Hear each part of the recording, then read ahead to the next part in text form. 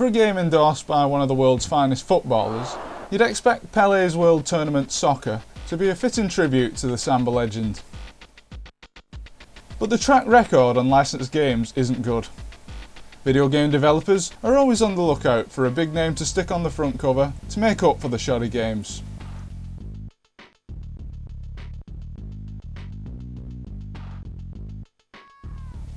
After a decentish title card, accompanied by a pretty cool tune, which totally isn't ripping off FIFA, we've got this digitisation of Pele doing the splits.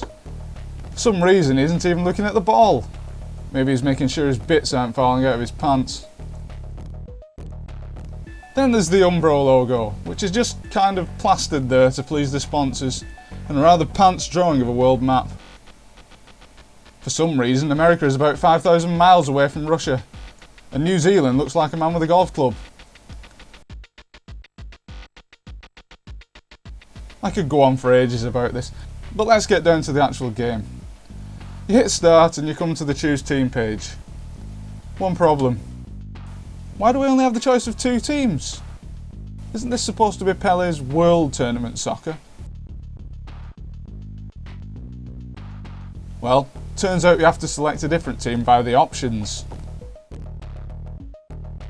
So anyway, we finally get to the team selection screen. We've got that deformed map again. Only this time it doesn't look quite so bad. Another problem, half the teams are missing. Where are France? England? If you hit the C button, you get these handy hints about the teams from Pele himself. So you pick your teams and let's get started. Today's match is being played at Washington, D.C. Okay, so this game was obviously released to coincide with the 1994 World Cup, which explains the lack of France, England and some of the other big teams. Fair enough, but I would have loved to have played as England. Never mind, because it's the gameplay that counts, and on first impression, it all looks quite impressive. The sprites are nice and large, and the motion capture is decent, even if the players run around as if they've got something wedged up the bottom. There's even a referee who's a complete show-off pain in the butt, standing in the way of your goal kicks all the time. Look at this, you can actually wander offside before the kick-off. I don't believe I've actually ever played a game where you can do that. Mostly because it's pretty pointless. Doesn't really add to the game that much, but it's still a curiosity. These player names are hilarious. Have you ever met an Italian with the Christian name Goggles? What about Brian O'Brien, the Irish centre-back? Beats the socks off Paolo Maldini and John Aldridge, I say.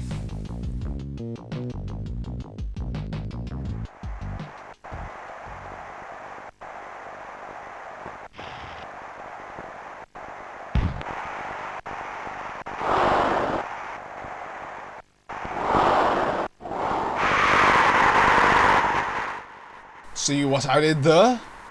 I've managed to score within the first 10 seconds! Well, this is a prime example of one of the main problems with this game. From what I can gather, the only way to score a goal is to smack the ball at the goalkeeper and hope it rebounds to the waiting feet of one of your players. There's no great skill involved, unfortunately, just a lot of luck. Whilst the computer-controlled goalkeepers are absolute demons, saving your shots left, right and centre, they can also be complete incompetent fools. Do you remember the FIFA bug, where you could just stand in front of the goalkeeper, and about 1 in 8 times the ball would rebound off you and into the back of the net? Well, this game has one of those too.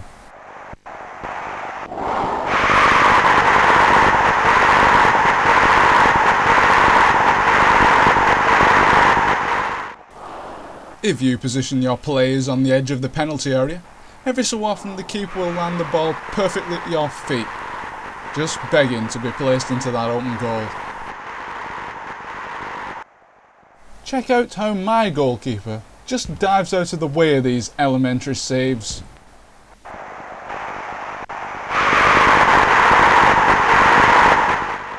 A Apparently, you can take manual control of your own goalkeeper. Who wants to do that though? We've got enough problems controlling the outfield players as it is. And these problems, I'm sorry to say, completely ruin the game. Which is a bit of a pity because the overall presentation's nice.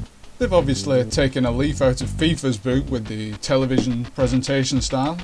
It looks slick and runs pretty smoothly. But there are other problems, such as the iffy scrolling. Half the time you don't know whether you've scored or if the ball's gone out for a goal kick, which is more often the case. When you do a slide tackle, it just looks as if you're falling over clumsily. There are no fouls, so you can't deliberately injure the goalkeeper like in International Superstar Soccer.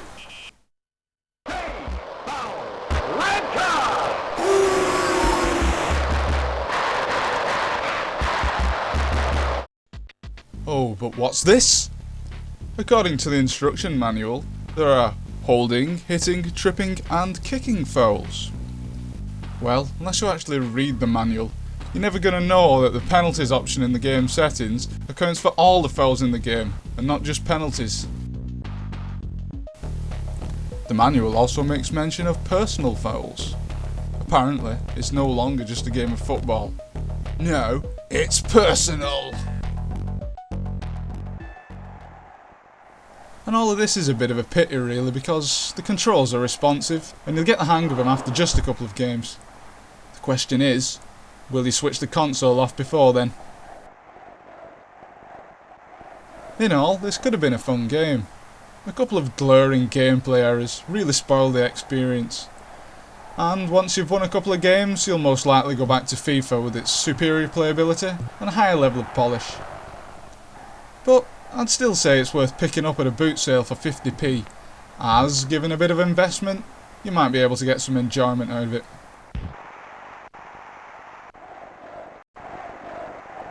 And if you win, you get to hear your team's national anthem, which is a fitting reward for all your troubles.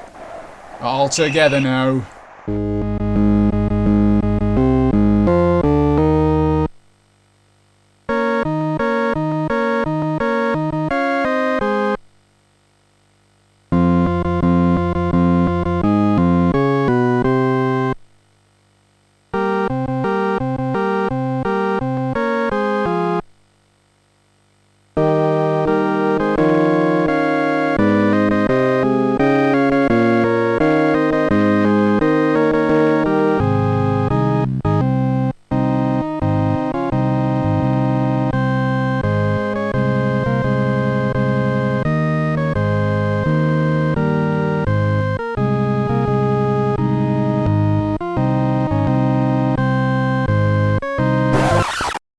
Brazil misses.